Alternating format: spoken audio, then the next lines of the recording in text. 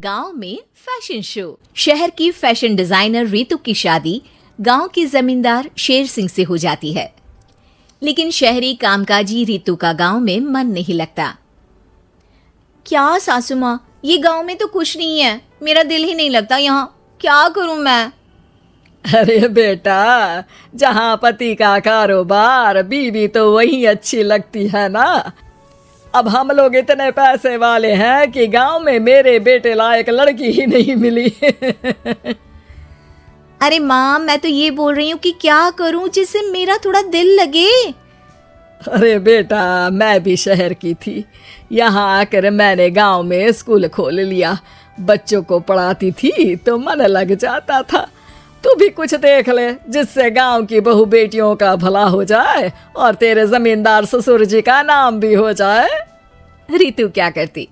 Fashion designing वाले कपड़ों को गांव की औरतों पर कैसे ट्राई करती। लेकिन एक दिन, अरे क्या बात है डार्लिंग, बड़ी जल्दी उठ गई।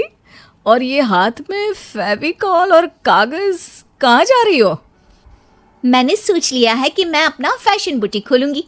गांव की औरतों को सजा धजा कर फैशन शो करूंगी और यहाँ की औरतों को भी शहर के फैशन से वाकिफ करवाऊंगी। फैशन और यहाँ की औरतें, अरे इन लोगों को तो बस चूल्हा चौका आता है। खाली समय में एक दूसरे के सर से जुएं निकालती हैं या फिर अचार पापड़ बनाती है। इन लोगों के बस की नहीं है फैशन को समझना। लेकिन रितु मानती नहीं। वो पूरे गांव में पोस्टर चिपका देती है कि किसी को भी नए डिजाइन के कपड़े पहनने का शौक है तो जल्दी जमींदार की बहू से मिले। लेकिन रितु की दुकान में 2 दिनों तक तो कोई आता ही नहीं। पर एक दिन, अरे कमला, क्या हुआ? क्या देख रही हो?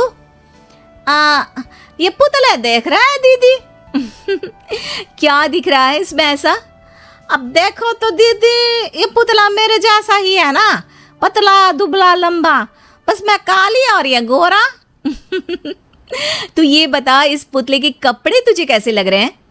अरे कपड़े तो बहुत ही सुंदर है दीदी, लेकिन तू ना बस कल इसी समय आ जाना और अपने जैसी 2-3 और को भी ले आना।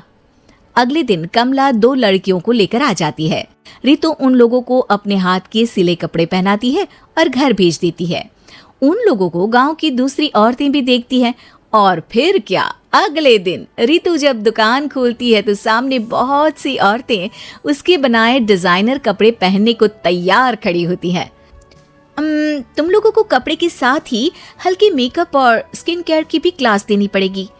रितु गांव की औरतों को फैशन का ज्ञान देने में लग जाती है। एक दिन रितु का पति कहता है, अरे रितु, तुम्हारी फोटो पेपर में आई है।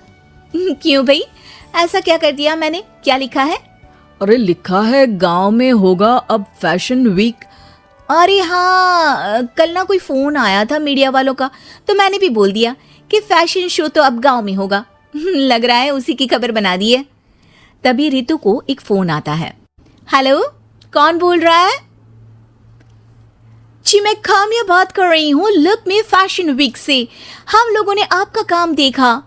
हम शहर वर्सेस गांव का फैशन थीम में एक फैशन शो आपके गांव में करना चाहते हैं।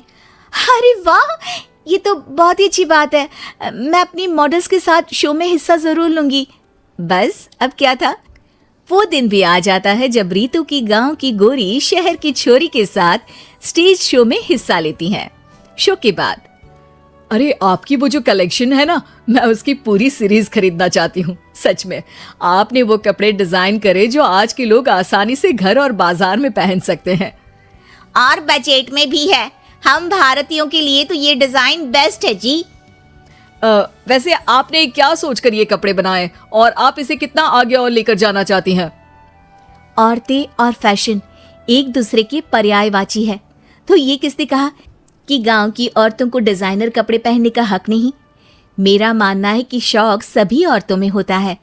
जरूरत है तो बस उसे जगाने की, उनके हिसाब और बजट के कपड़ों की, जो मैंने बनाए और सबको पसंद भी आए।